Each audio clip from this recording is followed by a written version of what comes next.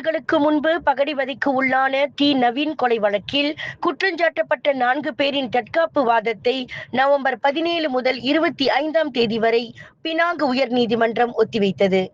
மேலும் 26 வயது ராஜசுதன், கோகுலன் உட்பட மேலும் 2 வாதங்களை விசாரிக்க உயர் நீதிமன்றம் புதிய தேதிகளை நிர்ணயித்துள்ளது.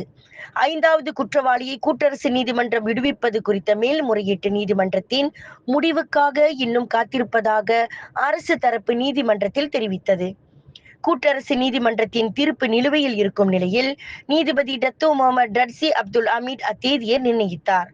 மேலும் சாட்சிகள் மீண்டும் அழைக்கப்படுவதோடு அண்மைய தகவல்களை பெறுவதற்கு வழக்கு செப்டம்பர் 22ஆம் தேதிக்கு ஒத்திவைக்கப்பட்டது.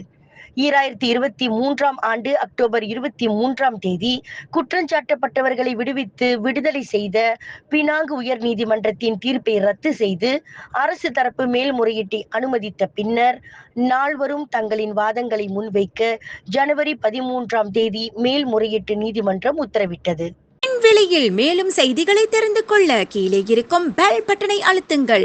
உங்கள் ஆதரவை வெளிப்படுத்த லைக் மற்றும் ஷேர் செய்யுங்கள். தொடர்ந்து விண்வெளியுடன் உங்கள் பயணத்தை தொடர்ந்திருக்க சப்ஸ்கிரைப் செய்யுங்கள்.